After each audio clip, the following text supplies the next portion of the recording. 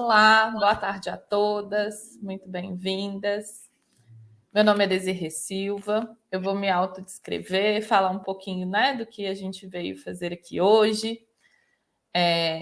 Bom, sou mulher-mãe, sou uma mulher branca, gorda, meus cabelos estão soltos, estão pretos, tenho olhos castanhos e estou com uma blusa vermelha.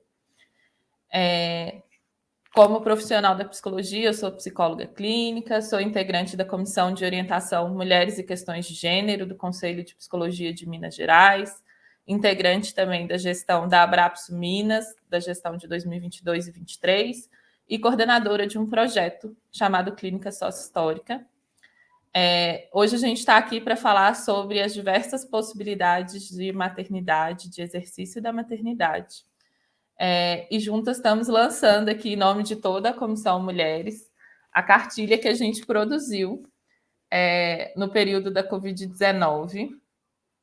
Foi uma temática que apareceu para a gente na comissão, um atravessamento das nossas pacientes ou das pessoas que a gente atende nos espaços que a gente trabalha, e também das integrantes, né? Muitas são mulheres mães, e começou num bate-papo no inicinho das reuniões e se tornou uma construção de material de orientação à categoria, né? Isso é muito potente, assim, a gente tentou abarcar todas as possibilidades de maternidade. Foi uma tentativa, não, óbvio que a gente não consegue abarcar todas no material, mas tem aí muita coisa interessante para a gente ler, para a gente conversar, né? A intenção dessa produção é poder auxiliar, né, a população e também as psicólogas. Então, pensando nisso, tá com, né, uma escrita bem fácil de ler, é um material que a gente pode usar com paciente, com estudante, enfim, né? A gente tentou fazer ela bem bacana aí para vocês.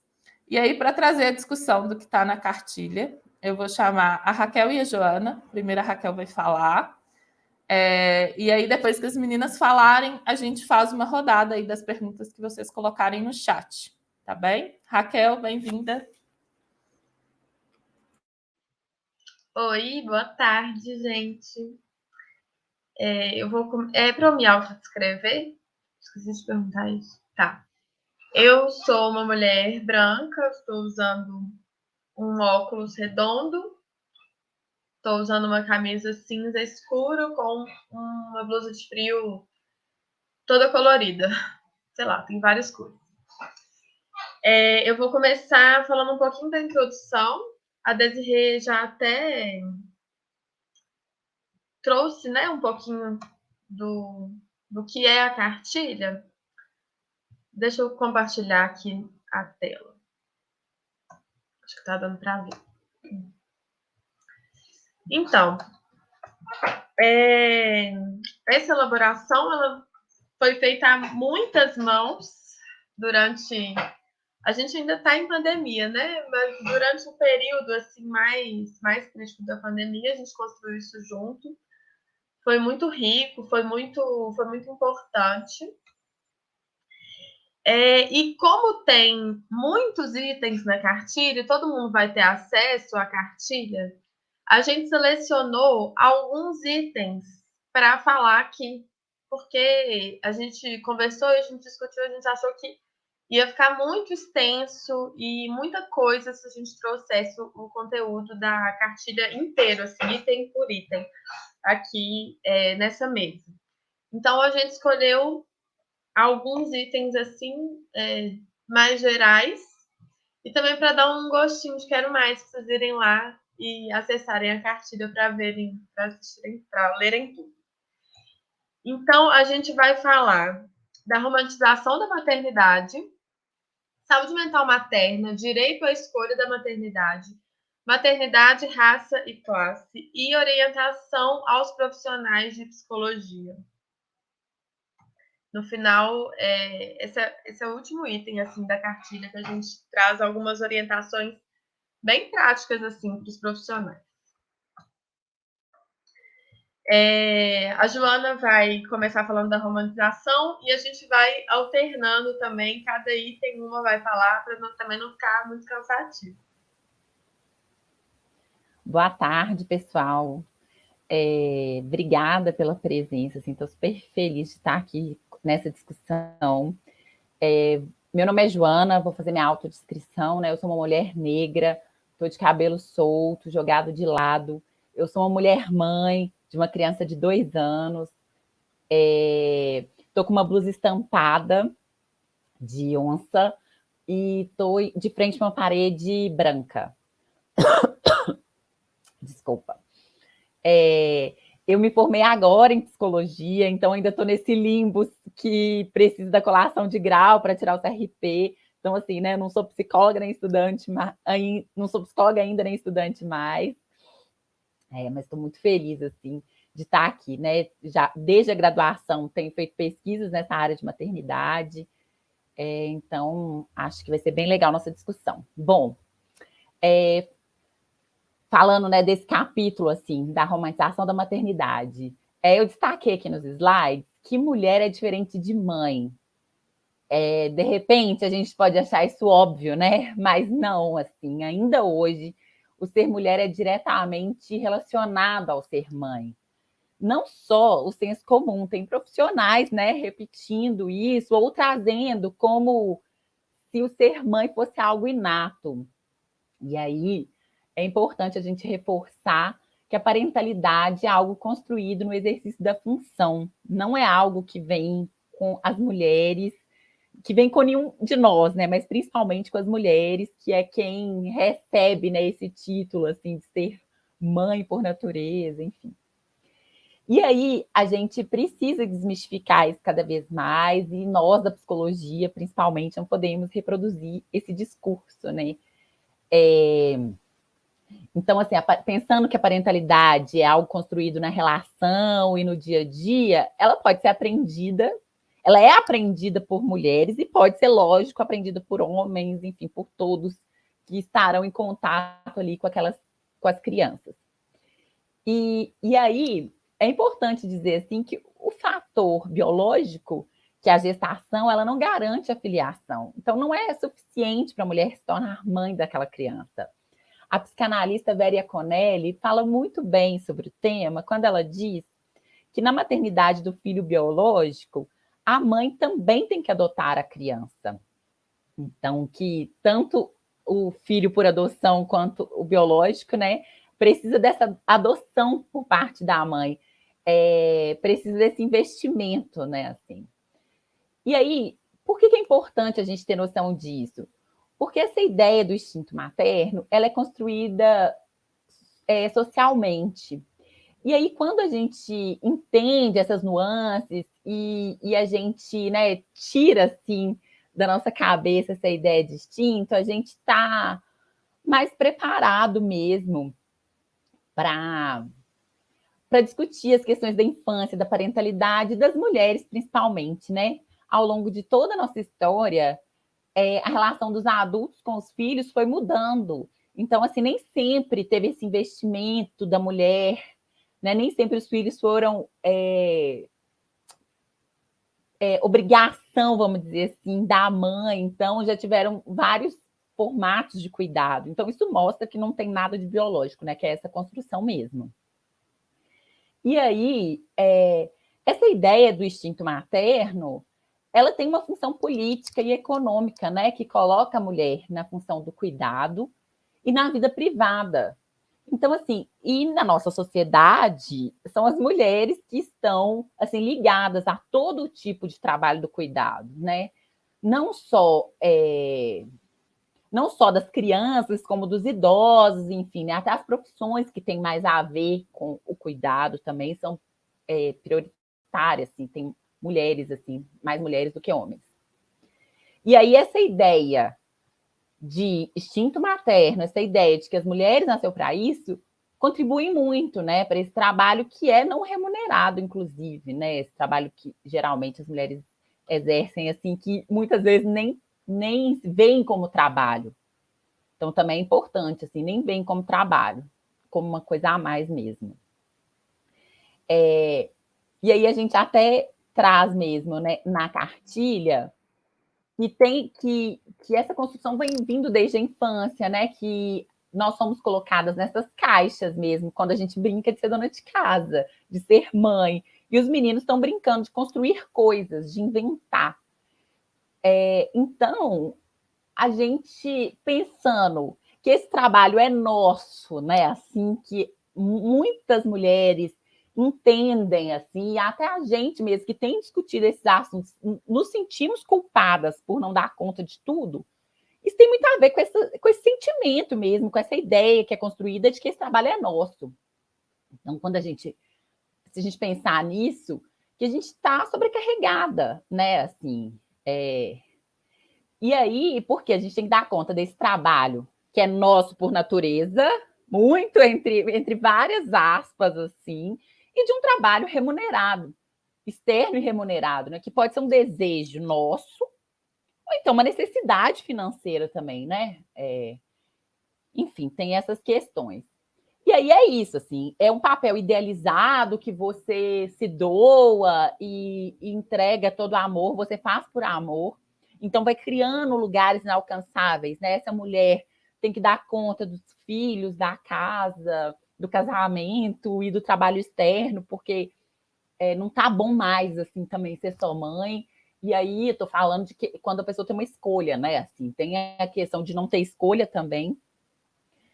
E enfim, né, que aí também eu trouxe esse tópico aqui também, né? O trabalho do cuidado exercido prioritariamente pelas mulheres é responsável pela destinação delas para a vida doméstica na nossa sociedade, né? Assim, se é preciso abrir mão do trabalho, geralmente são as mulheres que vão abrir, são as mulheres que têm essa jornada tripla, quádrupla. E aí são muitas questões, tanto questões de machismo, questões do patriarcado, até questões assim práticas também de que os homens às vezes têm, em sua maioria, tem um trabalho um pouco mais. A gente sabe, já tem várias pesquisas aí que os homens ganham mais, então na hora, né, de abrir mão do emprego, quem vai abrir mão é quem ganha menos, quem tem menos estabilidade, as mulheres são demitidas até 2 anos, se eu não me engano, prioritariamente até 1 ano, mas assim, os dados, assim, tem dados até 2 anos as mulheres são demitidas depois de terem filho, né? Então, quando vai pensar assim, quem vai deixar o trabalho é esse que é mais inseguro, vamos dizer assim. Pode passar, Raquel. E aí, a maternidade, ela é algo, como muitas outras vivências, cercada de ambivalências. Então, assim, no entanto, essa mulher que nasceu para ser mãe não pode ver nada negativo nessa função, né? Assim. Então, a gente tem um terreno aí fértil para solidão e para adoecimento. Não tem espaços para falar sobre sentimentos negativos, você tem um bebê, então você tem que estar feliz. E aí, a mulher, por exemplo, o puerpério, né, que é o período pós-parto, em que a mulher passa por diversas transformações físicas e psíquicas. Ele é assim, essas transformações tem uma oscilação enorme de hormônios, né? Tá no nível hormonal na gravidez e no outro dia, assim que o bebê nasce, já começa uma queda enorme. E aí são inúmeras alterações que essa mulher vai passar, tanto biológica quanto de rotina, né? Já que a chegada do bebê vai alterar toda a vida, tem a privação de sono, que é algo, né, assim, que causa também algumas questões aí. Então, é importante a gente falar sobre isso e sempre ter espaço para falar sobre essas nuances da maternidade, tomar cuidado para não, nas pequenas coisas, né, a gente reforçar esse lado, assim, essa narrativa positiva. E aí tem também um outro acometimento, seria o baby blues, que é uma condição que se manifesta no pós-parto e é marcada por um sentimento de tristeza, que é a condição mais comum mesmo, assim. O puerpério é o que acontece, é o nome, né, dessa fase que a mulher está no pós-parto. Na literatura, a gente encontra falando que o puerpério dura 40 dias, que seria o período da mulher voltar ao normal, mas a gente pode questionar, né, voltar que normal, assim. E também já tem apontamentos, assim, que dizem, né, que esse puerpério pode durar 2 anos, que não tem um tempo, assim, definido, né, para essa finalização desse puerpério. Mas, assim, 40 dias não é, com certeza. E aí o baby blues, né, seria um desses acometimentos, que é mais comum. Tem a depressão pós-parto, que é caracterizada por uma, né, entre várias coisas, assim, uma tristeza profunda, mudança brusca de humor, pensamento de infanticídio e suicídio. E tem também a psicose puerperal, que é a perda de senso da realidade, alucinações e delírio. Então, assim, é importante ressaltar que nem toda depressão pós-parto vem com a ideia de infanticídio ou suicídio e vai impedir a mulher de cuidar do filho. Então, a gente precisa ter cuidado, assim, se aprofundar mesmo nisso, porque se a gente for pelo senso comum, né, a gente pode pensar no pós-parto, a mulher está chorando, está se sentindo triste. É muito comum no puerpério a mulher chorar sem nem saber por que está chorando, assim, e não encaixar já diretamente, tá com uma depressão pós-parto, não tem condição de ficar sozinha, enfim, com o filho. Tem muitas variantes, assim. Eu entrevistei uma mulher que, para ela teve depressão pós-parto, e para ela foi muito positivo esse cuidado com o filho, foi uma coisa que ajudou muito ela a elaborar, a passar por essa fase, né? Então, assim, e aí a gente trouxe aqui algumas características mesmo que podem aparecer. E aí eu queria ressaltar também que, independente desses acometimentos que a gente pontuou, que são mais graves, assim, o puerpério ele é marcado por um mal-estar. É natural, é inato dele mesmo. Por causa disso que eu falei, né? Das inúmeras adaptações que esse corpo tem que fazer. E aí a mulher é atravessada de muitas formas, biologicamente, psicicamente, é uma mudança muito grande e intensa, né? Então, são muitos atravessamentos mesmo, e esse mal-estar é inato, assim, pode acontecer mesmo, independente de um acometimento mais patológico, vamos dizer assim. E aí a gente traz também, nessa parte da saúde mental, o luto perinatal, que é algo, assim, necessário de ser acolhido. Porque, assim, a chegada de um bebê, ou mesmo a notícia da gestação, ela traz inúmeros sentimentos. Ela é cercada por símbolos, né, por expectativas. E, ao mesmo tempo, essa dor da perda gestacional, principalmente, ela é bastante deslegitimada pela sociedade. Então, assim, essa situação, né, passar por isso, independente do tempo de gravidez, vai afetar de diferentes formas, assim, as mulheres. E é preciso que elas tenham espaço para elaborar e vivenciar o luto, porque é muito... Assim, por exemplo, as perdas no primeiro trimestre de gestação são comuns? São comuns, não são caracterizadas como algo, nossa, nunca aconteceu, são comuns. Mas independente de ser comum, né, a gente está falando de sujeitos, assim, que vão lidar de formas diferentes, e que mesmo que seja um mês de gestação, a pessoa sente aquela perda, sente aquele luto. E muitas vezes a gente, enquanto sociedade, e aí que a gente, né, como psicóloga, a gente não pode cair nessa, traz assim, nossa, daqui a pouco você engravida de novo. Ainda bem que foi no primeiro trimestre, né? Assim, essa pessoa acabou de perder um filho, porque é isso que ela já simbolizou, que ela já esperou, sentiu, né? E aí você fala, não, ainda bem, assim, que foi no primeiro trimestre. Então, assim, é importante a gente pensar nisso, porque essa pessoa não tem espaço, né? Não é acolhida pela sociedade, pela comunidade, de uma forma. Então, é uma coisa que a gente tem que olhar para ela, porque ela não está tendo espaço, né? As mães não estão tendo espaço para lidar com isso. E aí também tem uma questão que a gente pontua, que eu achei bem importante também, que é o seguinte, que as mulheres que têm adoecimento na saúde mental antes mesmo da gestação, elas não são impedidas de terem filhos. Esses acometimentos não impossibilitam o exercício da maternidade, assim como a autonomia delas. Então, é preciso, assim, que tenha um acompanhamento, um fortalecimento social, cuidados afetivos mesmo.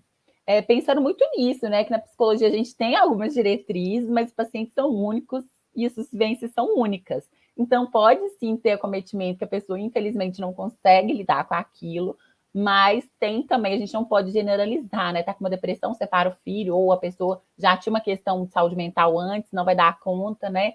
Às vezes isso pode ser até bastante importante para ela lidar. Raquel, eu vou com você agora.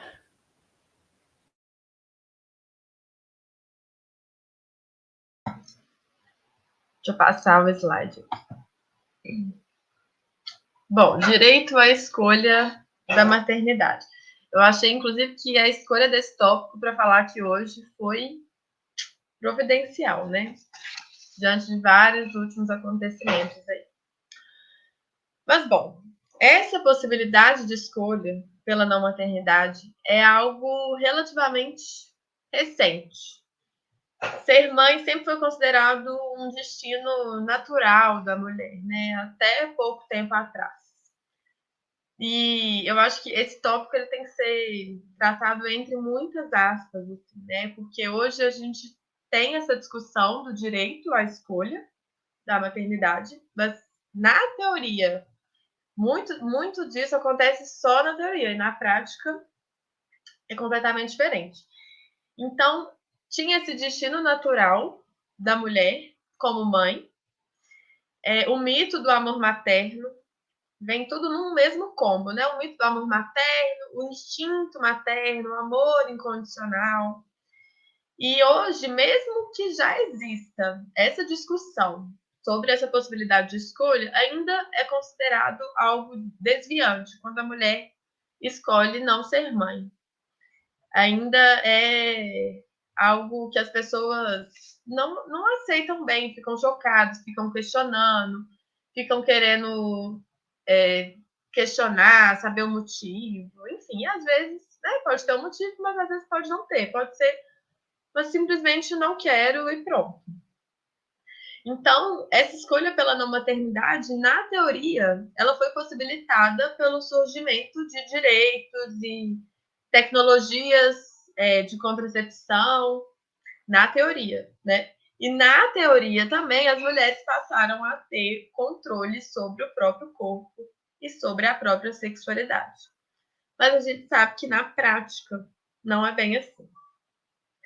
E a gente viu isso recentemente em 2 casos que explodiram nas redes sociais, aí, na mídia.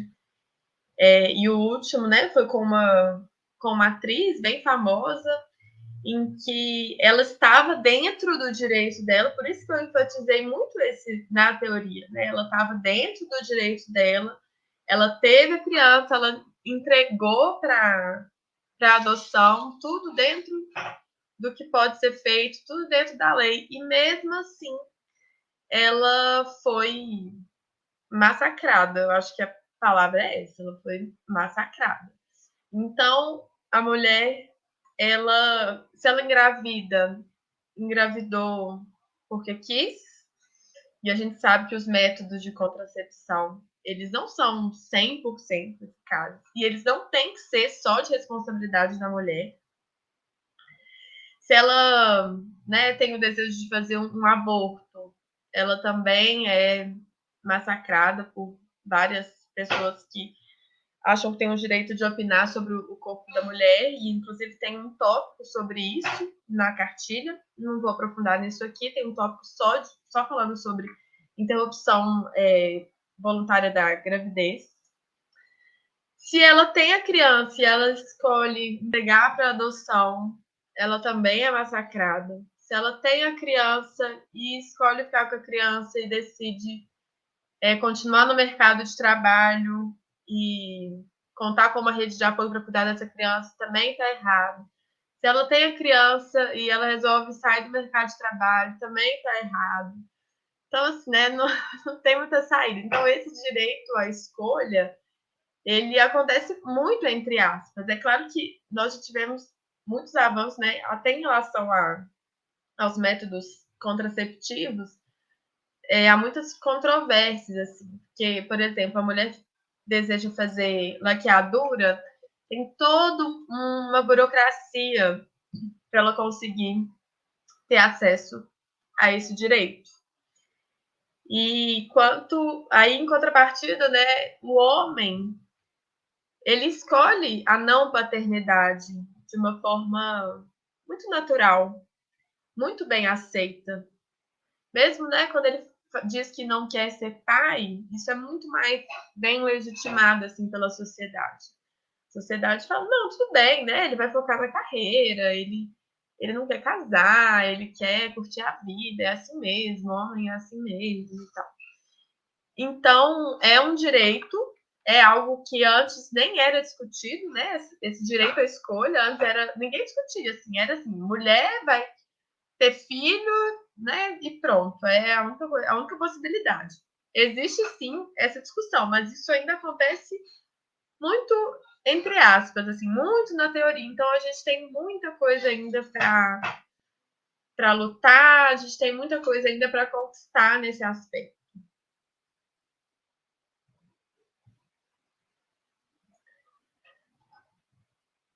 Aí, Joana, agora esse tópico é seu novamente. E aí, esse capítulo, né, da cartilha, fala de maternidade, raça e classe, ele convida, né, para a gente ter um olhar interseccional para a maternidade, porque a gente tem que pensar mesmo, ter em mente que não tem só modelo, né, de parentalidade em geral, mas principalmente maternidade, né, que na nossa sociedade ainda hoje a gente percebe um movimento diferente, mas ainda hoje os filhos são de responsabilidade prioritária da mãe. E aí a gente tem que, é preciso, né, que a gente entenda e leve em consideração mesmo como as questões de gênero, raça e classe se encontram nesse contexto. Né, por isso, essa exigência de um olhar interseccional. E aí, a gente traz essa coisa na cartilha mesmo, né, de que o modelo patriarcal e burguês não é o correto, né? Assim, que na verdade a gente pensa no modelo de parentalidade, maternidade, que é esse modelo patriarcal e burguês. A gente precisa considerar outras formas de maternidade, né? Então, assim, visto que as mulheres negras têm menos oportunidade de trabalho, assim como a menor trabalho formal, né? Assim como menor remuneração. Então, a gente precisa considerar questões socioeconômicas que vão ter impacto sobre as vivências como um todo, e claro, né, na maternidade. E aí, só que assim, a maternidade, ela, porque o que seria esse modelo, assim, que talvez seja o hegemônico, assim, né? A família nuclear ali, pai, mãe, responsável pelos filhos. Se você não dá conta sozinho, você paga uma ajuda e etc, né? Talvez a gente... Talvez não, eu acho que é o pensamento muito individualizado, né? Ah, você teve filho, você cuida, enfim. E aí a gente chama atenção na cartilha que a maternidade, ela deve ser exercida a partir de uma rede de apoio sociofamiliar e de políticas públicas. Então, assim, se a gente perceber esse modelo que é predominante mesmo, né, a gente vê que as próprias políticas públicas não ocupam esse lugar que muitas vezes que poderia e deveria ocupar e vão reproduzir os preconceitos de raça e classe. E aí a gente traz também o termo mãe guerreira, né? A sobrecarga que tem por trás desse termo. Ele é bem ruim, porque, assim, geralmente são mulheres que estão sozinhas e têm que dar conta de tudo. Então, elas veem sua maternidade questionada, assim, por todos os lados, pelo social, pelas políticas públicas, e elas vão ter o maternar e a subjetividade como um todo bastante impactadas por isso, né, assim. Então, são pessoas que estão se desdobrando, que não estão dormindo, que estão em 2, 3 empregos, enfim. E aí a gente romantiza também, né, isso, assim, não, muito guerreira, parabéns e tal. Tipo, não, gente, né, eu não quero ser guerreira, assim, não quero esse título. Quero conseguir que as coisas sejam mais leves, assim, da melhor forma. Então, assim, e aí, quando, né, a gente fala desse julgamento social, inclusive por parte das próprias políticas públicas, a gente pode pensar, né, vou trazer algumas coisas. Uma mulher que está num trabalho informal, ela não tem licença maternidade. Então, assim, a gente viu, por exemplo, eu tenho certeza que aconteceu aqui em Belo Horizonte também, mas me vem na cabeça agora uma notícia, na época mais punk, né, da pandemia, de crianças de 1 mês, 2 meses indo para a creche em São Paulo. Estava diminuindo muito a idade, assim, por causa dessa necessidade mesmo de trabalho. E aí a gente não pode reproduzir as coisas assim, nossa, mas você tinha que amamentar até 6 meses, o vínculo e tal, parará, né? Assim, essas condições têm que ser dadas por políticas públicas. A gente precisa se responsabilizar por isso, né? Assim, a maternidade é algo político, é algo coletivo, e, na verdade, tem sido bastante um problema individual, mas não é correto, né? A gente vai ter a divergência, né, dos horários de trabalho versus horários de creche e escolas, críticas da própria educação, né, assim, a não participação das mães no processo escolar. Então, a gente, né, vamos pensar pelo outro lado, essa mulher que trabalha muito mais de 8 horas por dia, como que ela vai conseguir sair para reunião ou ajudar na reunião de uma criança ou ajudar num para casa, né? A gente vai ter mãe que consegue, mas é um trabalho, é isso que a gente está falando, é um trabalho sobre-humano, assim, e não tem que ser exaltado. Assim. E aí, mas aí a gente ainda tem uma coisa, uma questão importante. O senso comum ainda vai dizer, mas por que vai ter filho, né? Se você não tem condição e etc. E aí, na verdade, a pergunta é outra: por que não teria, né? Assim, então a gente vai chegar. A gente, enquanto sociedade, que está errado, assim, não ter políticas públicas e acolhimento suficiente, assim. A gente não pode chegar numa coisa de que somente a partir de uma renda X que pode ter filho, né? Assim, então, isso não existe, assim, não existe.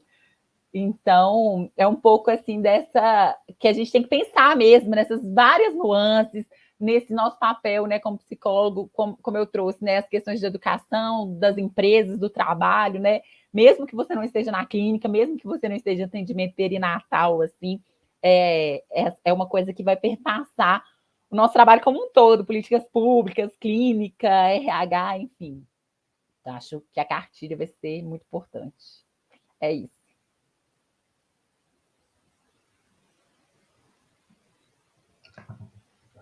E aí, né, chega fazendo um link sobre o que você acabou de falar, a gente termina a cartilha com a orientação aos profissionais de psicologia.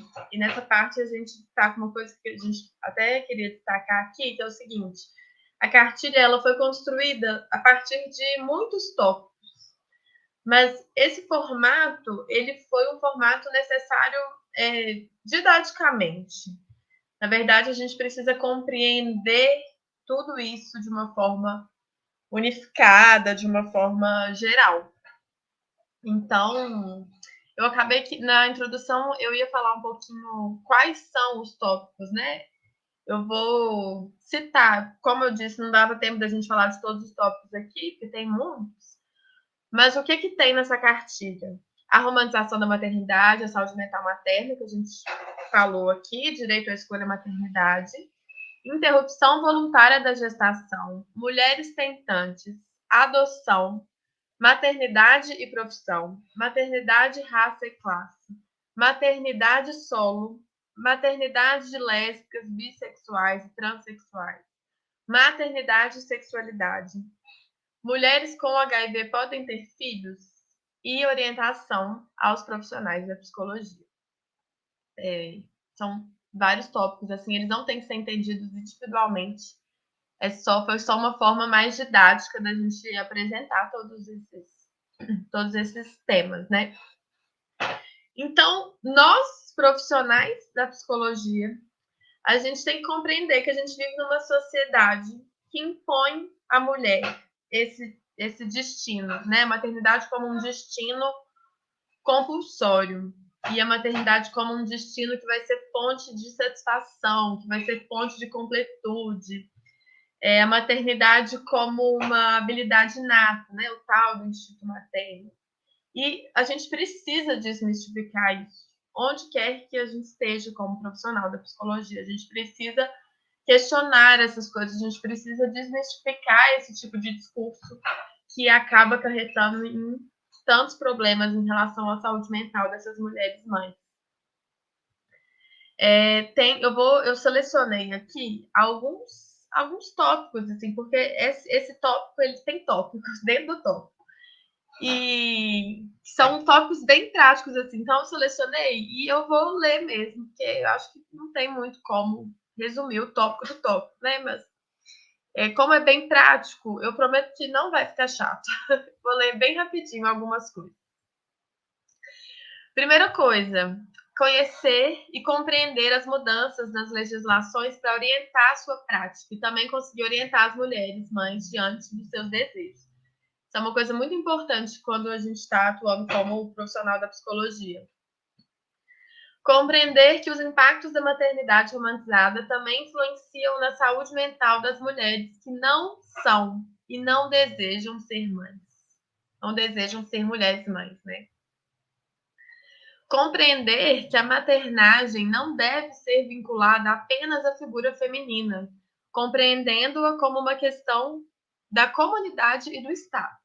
Então, sendo a maternagem entendida como um cuidado, a gente tem que entender ela, né, como uma responsabilidade de todo mundo.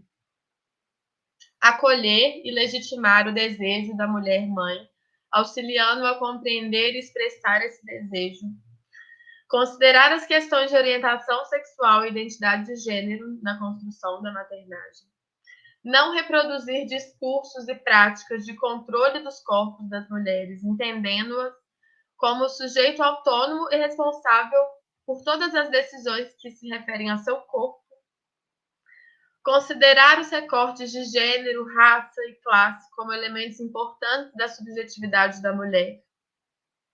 Refletir sobre as questões que impedem o acesso de algumas mulheres ou mulheres mães de acessar os serviços de psicologia. Então, buscando, na nossa prática cotidiana, criar estratégias que possibilitem o acesso dessas mulheres e dessas mulheres mães. Considerar de que, apesar de ser um problema vivenciado por todas as mulheres, sejam elas mulheres mães ou não, fatores locais irão impactar diretamente em como essas violências serão vivenciadas. Isso a gente também tem que levar em consideração. Dessa maneira, se torna fundamental que os profissionais estejam atentos às mudanças de cada contexto cultural no território nacional, que foi o que aconteceu agora na pandemia, né? Muitas questões relacionadas à maternidade foram emergindo e ficaram mais intensas nesse período de isolamento, principalmente nesse período de isolamento total em relação a home office, em relação à falta ao desemprego, enfim. O fechamento das escolas foi um fenômeno também que interferiu demais em tudo isso. Mais um. É importante refletir sobre o amor materno como uma construção e não como uma obrigação ou instinto, trabalhando os sentimentos de culpa que podem surgir na mulher mãe diante dos atravessamentos vivenciados no cotidiano da maternidade. Eu falei que eu ia selecionar alguns, eu estou lendo todos, porque eu acho que todos são importantes, mas tudo bem. E aí eu coloquei aqui no slide, né, nosso trecho, o trecho do nosso querido Código de Ética. Eu acho que resume tudo isso, assim. Ai, volta. Copiei esse trechinho aí para ilustrar tudo isso aí que eu falei, que eu acho que tem tudo a ver com essas orientações. E é isso. Muito obrigada, gente. A gente vai responder as perguntas. A gente colocou aí no slide também nosso contato, nosso e-mail, nosso Instagram profissional. Quem quiser entrar em contato com a gente diretamente. Já tem várias perguntas aqui. Obrigada, meninas. Bom, isso foi um resumo, né? O pessoal aí da transmissão vai colocar para vocês o acesso à cartilha.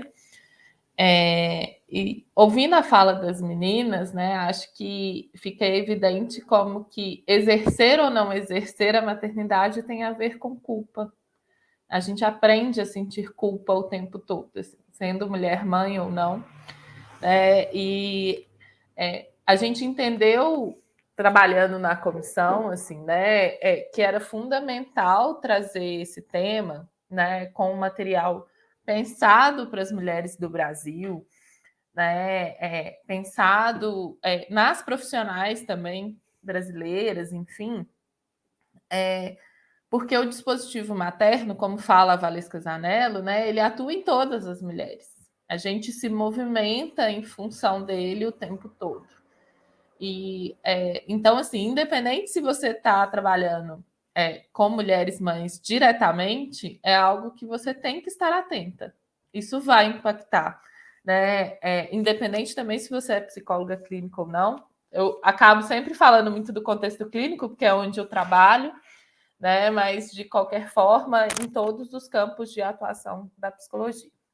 Vou trazer, meninas, as perguntas que rolaram aí no chat, e aí eu leio e vocês duas respondem, beleza? Que aí uma completa a outra. A Carolina da Costa Ribeiro falou que vemos como até na faculdade não é falado sobre a depressão pós-parto. Por isso, a psicologia perinatal deveria fazer parte da grade curricular. O que vocês acham? Vou trazer mais uma, a gente faz de duas em duas, tá? A Maria Luísa Soares falou que tem visto algumas depressões pós-parto acontecerem em função da deficiência de nutrientes no corpo da mãe devido à gestação. E, assim, precisa de reposição na alimentação ou suplementação medicinal. Ela trouxe essa observação aí. Vou ouvir vocês e aí depois eu trago as outras. Essa questão multidisciplinar, com certeza, né? É muito importante a gente ter um olhar para isso, essa questão aí da depressão pós-parto acontecer em função de deficiência de nutrientes. Não sou especialista nessa área, né? Não entendo esse trem de nutrientes, mas eu acho que faz sentido sim. Então, eu acho que faz parte da nossa prática clínica também a gente prestar atenção nessa rede multidisciplinar. Eu acho que acrescenta demais.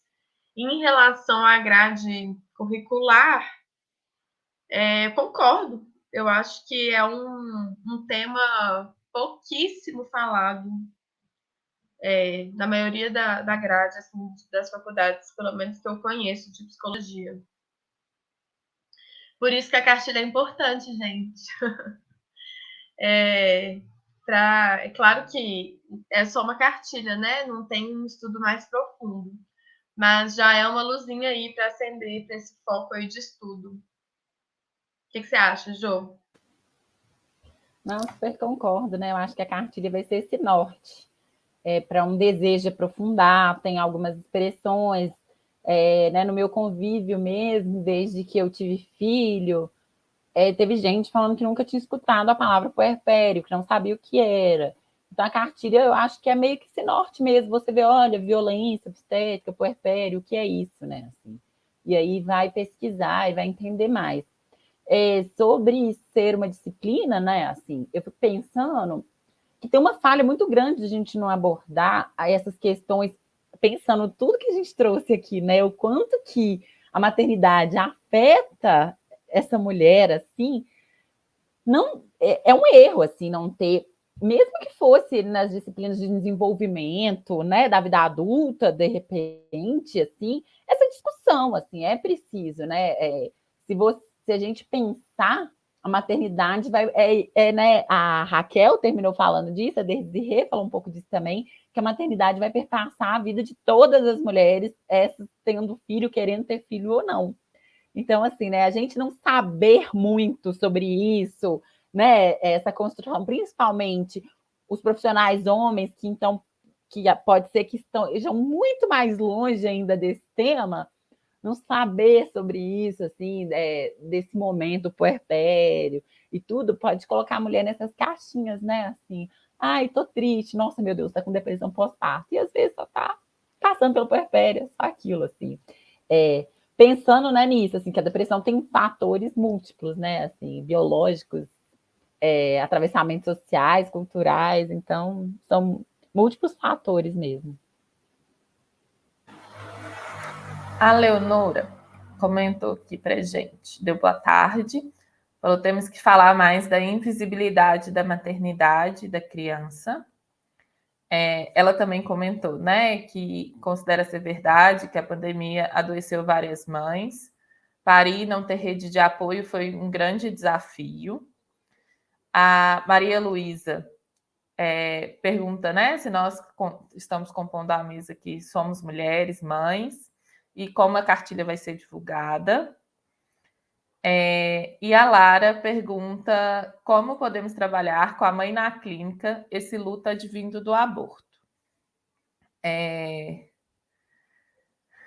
Eu sou mulher-mãe, eu tô mais quietinha hoje que eu tô só mediana, gente. Mas eu sou mulher-mãe, tenho um filho de 5 anos.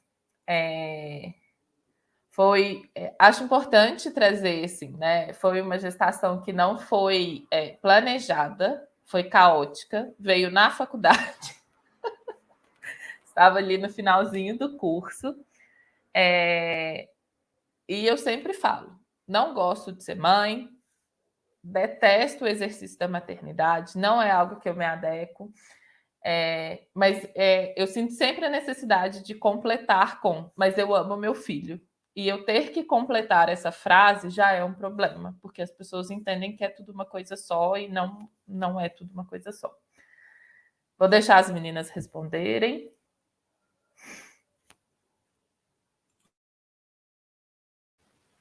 Desirê, eu ia até comentar, né, assim, a gente tem essa pergunta sobre trabalhar com a mãe na clínica, né, e até comentar também, você está mediando, mas fica à vontade para trazer essas contribuições, né, você teve, né, super aí, a Desirê, gente, está na construção, super na construção da cartilha, né, na coordenação da construção da cartilha.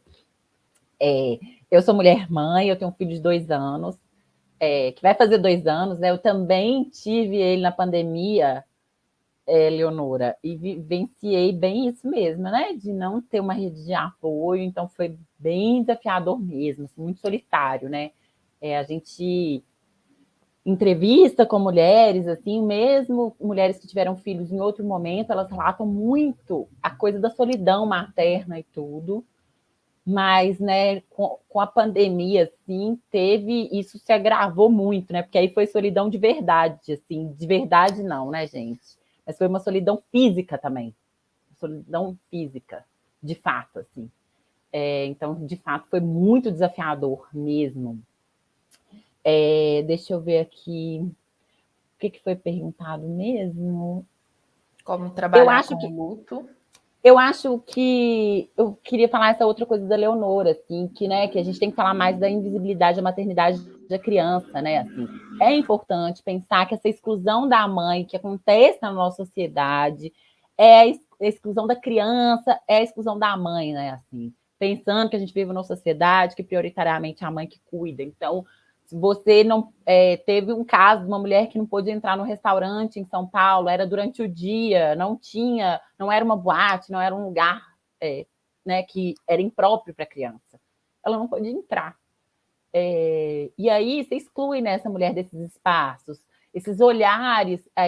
Existe uma lei que permite que a mulher amamente em público, né? Mas os olhares, essa discriminação, assim, vai fazer essa mulher ficar mais em casa, assim, vai deixar ela desconfortável, né? O desconforto das pessoas com o choro da criança, né, no avião e tudo mais. A gente vê, tem movimentos child free, tipo, é um absurdo, né? Se a gente pensa em qualquer outro ser humano, né? Assim, uma pessoa negra, você não fala se eu não gosto de pessoa negra, eu não gosto de livro de pessoa negra, é um absurdo, mas criança a gente aceita, né? E acha engraçado, assim.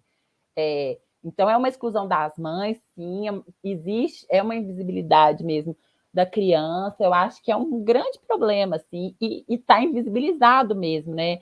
Eu acho que essas discussões estão aí para isso, para a gente ver o quanto que a maternidade está entranhada em tudo, né? Assim, questão da sociedade como um todo, não fica só naquela questão perinatal, não está só na questão da gestante, né? Desse pós-parto, tem muita coisa aí.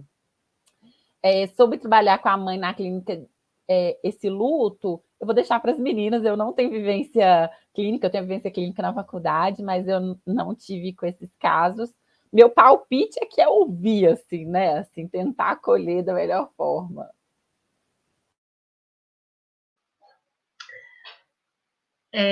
Eu não sou mulher-mãe, mas como a gente falou aqui, né, na nossa apresentação, isso também me atravessa. As meninas trouxeram alguns exemplos pessoais e eu vou casar esse ano.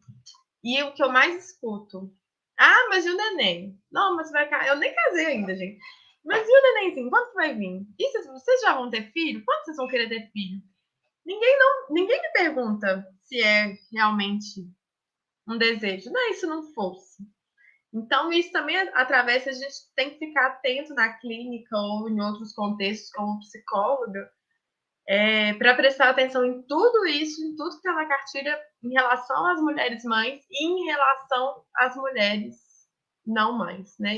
Que às vezes escolhem a não maternidade. Como que rola essa pressão, essa obrigação, esse questionamento o tempo inteiro na nossa vida.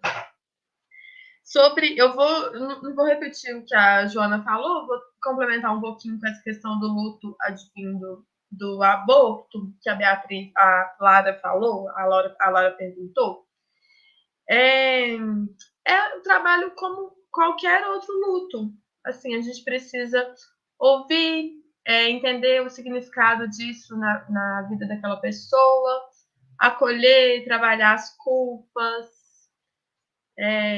Eu acredito que seja um luto, ele tem que ser trabalhado como qualquer outro, né? E não algo como não, tudo bem, né? Foi no primeiro trimestre, daqui a pouco você engravida de novo, enfim, né? Esse discurso assim do senso comum que a gente escuta muitas vezes. Não sei se a Desirê também tem a prática clínica, se ela quer acrescentar alguma coisa. Não, acho que, né, vocês falaram tudo, acho que é muito no sentido de validar, assim. Ela é invalidada o tempo todo. E é validar esse luto, esse sentimento, né? É um pouco nesse caminho aí. Vou trazer as outras perguntas. A Carolina comentou, né, que partilha do mesmo sentimento que eu disse, sobre não gostar de ser mãe, mas amar o filho. A Andrea, né, fala que atua na temática há quase 5 anos e observa que muitas mulheres não conhecem a psicologia perinatal. E encontrar um profissional nessa área é um diferencial. Sim, faz muita diferença, né? Assim, quando você pega um profissional, uma profissional que é especialista, mas também é um compromisso de todas as psicólogas e todos os psicólogos de entenderem esses atravessamentos. A gente precisa, quando aceita uma paciente mulher, entender quais atravessamentos ela vivencia, né, ao longo da vida dela, mas faz muita diferença quando é alguém especialista mesmo. A Maria Eduarda pergunta qual dos aspectos do adoecimento na saúde materna é mais frequente de se presenciar. A Sirlene Pedroso fala: nossa, Desirê, que relato. Fiquei impactado, ainda não tinha ouvido dessa forma. O amor é incondicional, não é? Eu não sei se é incondicional. Eu já atropelando a fala de vocês. Mas... eu vou até parar nesse, porque senão vai embolar, que ainda tem mais comentários. Mas não sei se é incondicional, mas é construído.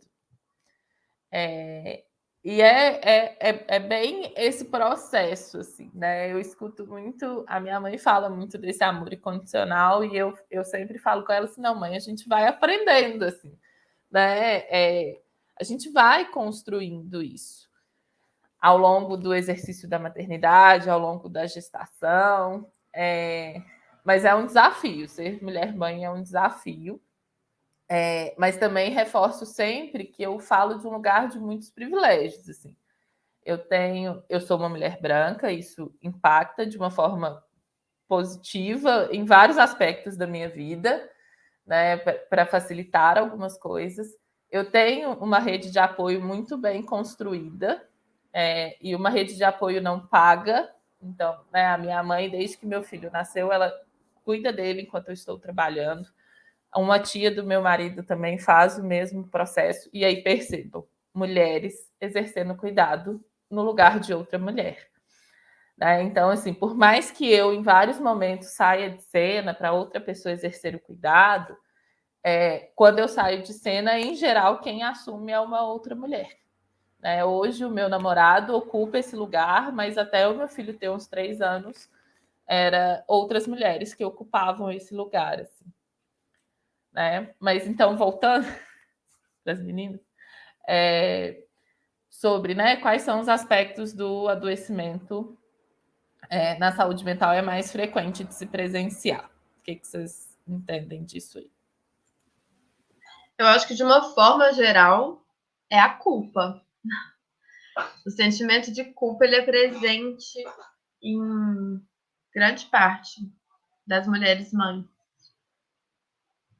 Não é um aspecto, né, de adoecimento na saúde materna, mas eu falo de uma forma geral. Os termos que a Joana trouxe, de depressão pós-parto, do baby blue, tal. Eu não sei se tem algum dado mais concreto sobre isso, né? Mas eu elegeria a culpa, assim, como um aspecto da saúde mental materna. Emendando, né, na fala da Raquel, acho também que esse sentimento de solidão aparece muito, né? Assim, durante a graduação, trabalhei com um grupo terapêutico de mães, e aí, assim, o sentimento da solidão, ele é muito recorrente, tanto em mulheres casadas, quanto mulheres mães solo. Então, assim, não tinha um recorte, assim, a mãe solo que sofre dessa solidão materna, né, vamos dizer assim. Eu acho que são esses sentimentos. Sobre a fala da Desirê, eu achei interessante, né, a gente ver esse comentário, assim, eu não tinha ouvido falar, que é uma coisa, essa ideia do amor, né, que nasce um amor com o filho, de que você pariu ali, você olhou para o né, e foi invadida com todo o amor do mundo, é uma causa de adoecimento também. Né, nesses grupos, assim, eu já ouvi relatos de que sim, que se sentiu dessa forma, a mulher olhou para o filho, meu Deus, o maior amor do mundo, mas tem gente que olha e, tipo, beleza, assim, tô feliz, né, pari, tá saudável, vamos que vamos, assim. E aí essa mulher se sente estranha, cadê aquele amor da novela, aquele amor que a minha mãe falava que sentiu? Eu tô errada. E você vai falar isso para quem? Porque aí você tá doente, você tá com depressão, né? Você tá rejeitando seu filho. Se você fala, gente, mas não é bem assim, você vai falar isso com quem? E aí isso vai ficando, né, assim. Então é importante mesmo, esse amor é construído no dia a dia, assim. Eu acho que é um amor muito forte. Eu sinto, assim, quase incondicional, eu sinto isso. Mas reforço também que foi super uma construção, tem sido uma construção mesmo no dia a dia. Ai, gente, eu tive 24 horas quase de trabalho de parto. Eu não estava invadida por amor nenhum. Eu estava invadida de cansaço. Eu estava exausta. Mas por que é importante, né, a gente pontuar isso assim? Para que vocês percebam que vocês têm que acolher o que vem daquela mulher. A vivência de maternidade, ela tem atravessamentos que são sociais, mas pensando no individual, cada mulher vai vivenciar essa maternidade de uma forma, né? E não fazer o movimento de encaixar ela numa norma é o que a gente precisa fazer. Não existe uma norma. A gente aprende que tem uma norma, que é um cuidado burguês, é um cuidado de famílias brancas, né? Então, a Gerice Araújo, que é uma colega minha, né, e está sempre por aqui no CRP também, ela acompanha vários casos de retirada compulsória que são feitos pela justiça, justamente porque aquelas mulheres não se encaixam naquele cuidado que é de ter um pai e uma mãe que olham, que se organizam ali para olhar a criança. E, na verdade, é a comunidade. Né? Ela traz sempre uma fala de que ela está fazendo uma pesquisa de mestrado sobre isso, né? De que nas favelas, nos aglomerados, o cuidado é coletivo. E é isso, é uma pessoa que está ali olhando 5, 6, 10 crianças e é assim que se organiza, porque as políticas públicas não são eficientes. E aí, que direito o Estado tem de ir lá e fazer uma retirada de uma criança, sendo que a mãe se organizou, a mãe e o pai, os cuidadores se organizaram da forma que dava. Né? Se o Estado é negligente, a gente se organiza da forma que dá, e a forma que dá é muito longe do ideal. Empolguei, né, gente? É só para mediar, preciso lembrar. Deixa eu trazer aqui mais coisas. A Lara fala: na clínica abordamos para as mães a importância da rede de apoio, mas muitas delas não contam com esse apoio. Nesse caso, como podemos trabalhar com esse sofrimento e com essa necessidade da mãe ter um tempo para si, para o autocuidado?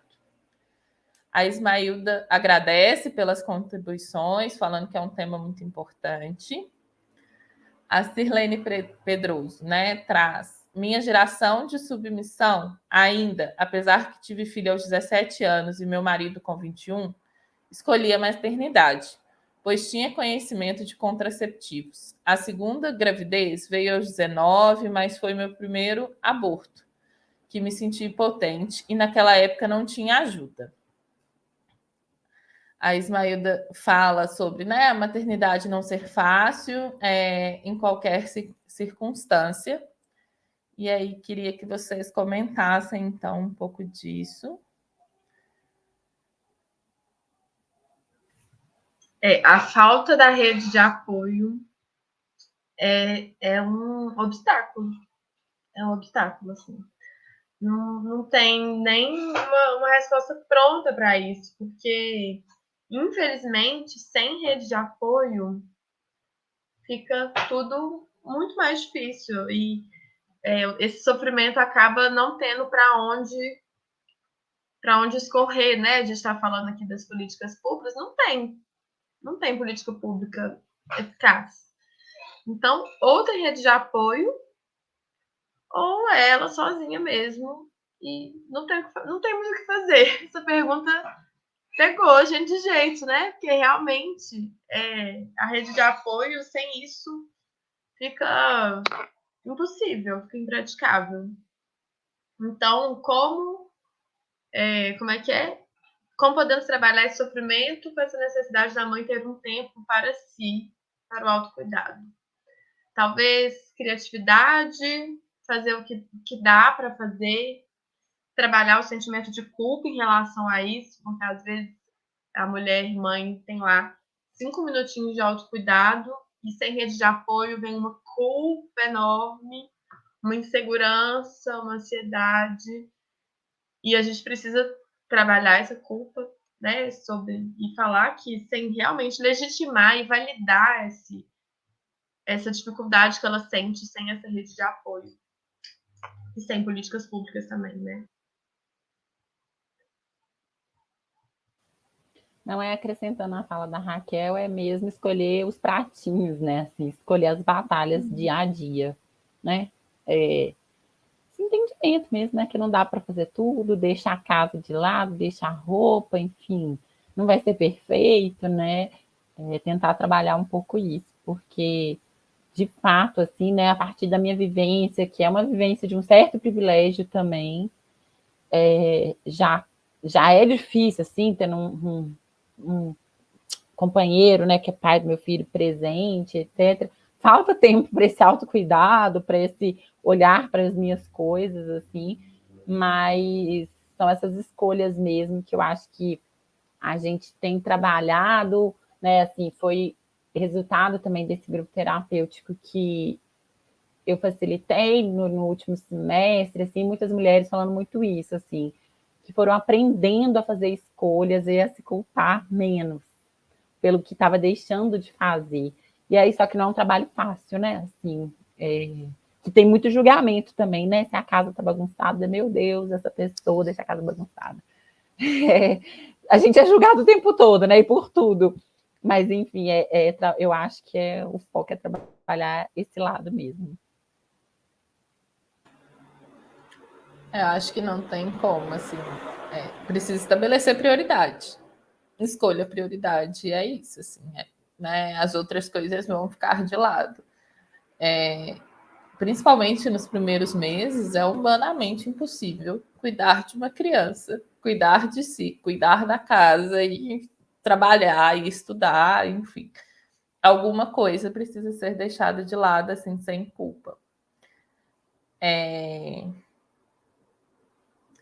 Deixa eu ver aqui o que é mais. A Cecília fala sobre, né, ser necessário olhar para a mulher sem os preconceitos que estão embutidos em nossa sociedade em relação à maternidade. A Diene fala, né, que é muito difícil a maternidade, mas é uma sensação maravilhosa. Ela tem um filho autista e aprendo muito a cada dia com ele. A Liliane fala sobre, né, os desafios do primeiro filho e de como a maternidade fica mais difícil nessa primeira gestação. A Leonora fala, né? Ótimo ponto sobre os partos prolongados. Atuo na maternidade há algum tempo, como é importante entender a fisiologia do parto. Muitas mulheres sofrem mesmo. Gente, é o caos, tá? Não foi legal. Tem pessoas que acham o parto incrível, que tem um momento de conexão com o próprio corpo, com o neném. Para mim foi caótico. Teve um comentário aqui. Só um minuto, gente. A Andrea fala que deixa eu só te interromper rapidinho, só para não perder esse fio. Sem falar da violência obstétrica, né? Ainda tem isso aí no combo das coisas. Exato. A falta de informação, gente. Eu fiquei tendo várias informações, porque a madrinha do meu filho é enfermeira, assim, porque senão eu tinha caído em várias coisas que eu não gostaria de ter caído. Assim, né? Então, eu consegui escolher a maternidade que eu fui. Eu fui no Sofia Feldman, que é uma maternidade que é muito voltada para as mulheres, né? Eu consegui me organizar. Mas de novo, eu tive uma pessoa que me orientou, eu tive acesso às informações, né? Por isso é tão importante esse papo que a gente está tendo aqui. E conversar disso com as amigas, com outras profissionais, com, né, as pacientes também. Né? Isso é importante. Na quarta-feira pela manhã, a gente teve uma mesa sobre violência obstétrica. Foi bem interessante. Eu estou falando isso porque eu acho que os encontros vão ficar gravados, né? E aí, de fato, é um tema que está bastante interligado, né? E que vai afetar muito na saúde mental da mulher pós-parto, assim. Vai estar diretamente ligado mesmo. E aí, sobre a vivência da Desirê, por exemplo, né? Assim, eu tive uma vivência ok, assim, é difícil demais, tá? Meu Deus, não quero me adentrar muito nisso, mas é uma coisa que eu acho que é um exemplo também de como que as coisas estão individualizadas e estão que já também é uma sobrecarga, né? Para você ter um parto respeitado, para você vai atrás, você vai resolver. Não é uma política pública, assim. É mesmo, em Belo Horizonte, a gente tem o Sofia, que é referência, mas outros hospitais públicos não têm uma vivência parecida com a do Sofia, né? Assim, e assim, e aí você ainda corre o risco, como não é uma coisa assim linear, não é uma política, você corre o risco, apesar de terem leis que garantem vários dos direitos das mulheres nesse sentido, a coisa não é completamente praticada, você fica aí à mercê mesmo, e aí vira um problema individual. Você tem que ir atrás dos profissionais, você vai ler, estudar. Então, como se assim, se der errado também, vem essa outra culpa. Esse errado, assim, se você queria um parto normal e foi uma cesárea, o que eu fiz de errado, assim? O que aconteceu que eu não dei conta, né? Assim, a gente vê relatos de mulheres, assim, nesse pós-parto, muito tristes, assim, porque eu não dei conta, assim. Então, essa individualização mesmo, mais uma culpabilização, né? Que vai trazer muito sofrimento para nós mulheres, assim, para as mulheres mães, enfim, como um todo.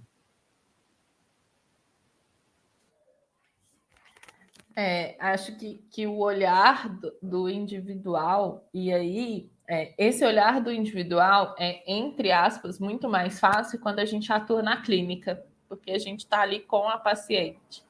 A gente está ouvindo o relato dela, das experiências dela. Agora, numa política pública, esse olhar do individual, gente, é fundamental. Porque é isso que vai diferenciar se a política pública vai ajudar ou se vai só piorar.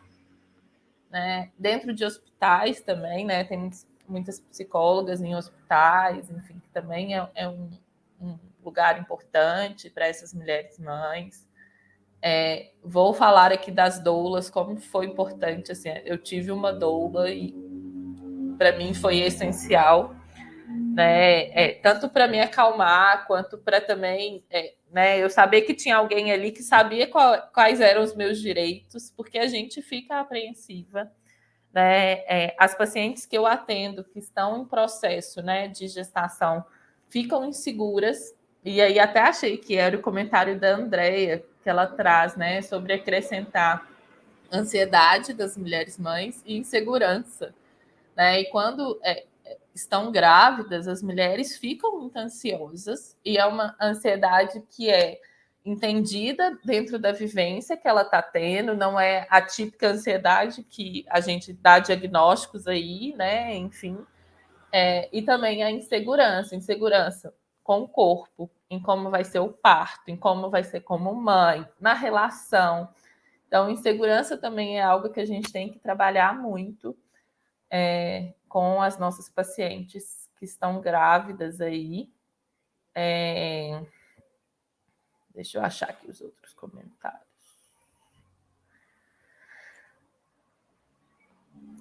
A Sirlene fala que nós somos demais. Hoje entendeu por que ainda não é a avó. A Carolina traz, né? O psicólogo tem que trabalhar o bebê real do bebê imaginário, né? Essa diferença. A romantização que adoece demais as mulheres. Quando o bebê nasce com outro sexo do que o desejado pela mãe ou com algum problema de saúde, a idealização do parto humanizado ou da cesárea são pontos aí que precisam de atenção.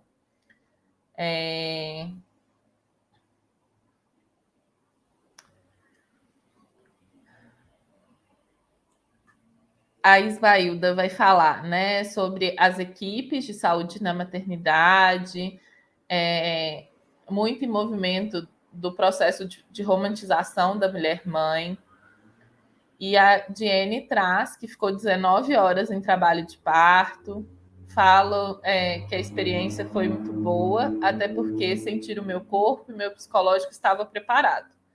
Mas o atendimento de uma mulher estava sendo de dor, né? E isso é muito complicado, assim. E é justamente dessas individualidades aí.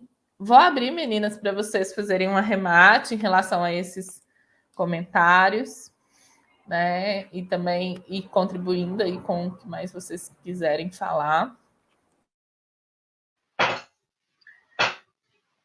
Eu queria agradecer as contribuições, principalmente agora. Eu estou adorando ler os relatos, adorando os elogios também. Muito obrigada.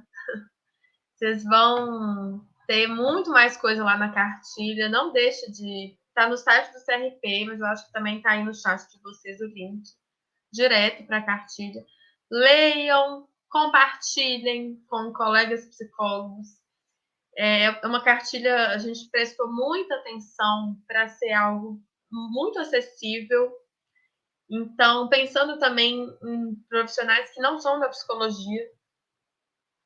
Então, pode compartilhar com pacientes, podem compartilhar com amigos, familiares, pessoas que vocês conheçam.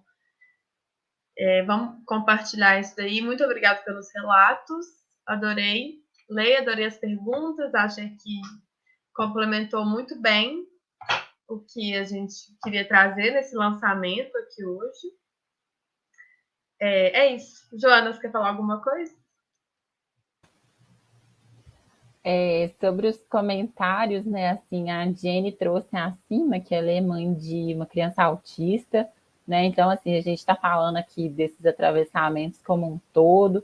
Então, imagina, né? Assim, nem imagina os atravessamentos, né? De uma mãe de uma criança atípica, assim, são muitos mesmo. E aí a gente volta de novo, né? Na necessidade dessa rede de apoio, de políticas públicas, porque são muitas as necessidades, tanto da criança quanto dessa mãe. Quero agradecer demais, assim, poder estar aqui nessa mesa, discutindo esse assunto que eu acho tão importante, né, participar assim, da construção da cartilha, agradecer os comentários, assim, foi muito legal ouvir, né, os relatos, assim, ler os relatos de vocês, assim, fazer essa troca com Desirê e Raquel. Muito obrigada. E é isso, assim, estou à disposição, quem quiser trocar, assim, reforço, né, faço cor à fala da Raquel, vamos baixar a cartilha, compartilhar, né, assim, a gente também da comissão está disponível, assim, para essas trocas, para tirar dúvidas, né, assim, para falar mais, né, sobre o tema. Obrigada, meninas, obrigada a todas. Né, a comissão está disponível. A comissão também está disponível, gente. Acho que tem né, o papel do conselho é orientar e fiscalizar, mas né, o orientar vem na frente. E mesmo que hoje né, não se tenha nas grades algumas coisas que a gente discute dentro do conselho, é super possível chamar o conselho para ir nas faculdades, para enviar um representante para conversar sobre os temas. Né? Eu e as meninas já fomos muitas vezes, e é importante assim, trazer né, para a formação, que às vezes é muito rígida, ficar mais diversa com os temas. Acho que essa cartilha aí vai acabar pedindo né, uma outra parte. Né? Não conseguimos abarcar tudo, foi uma tentativa, né? Mas foi bem construída.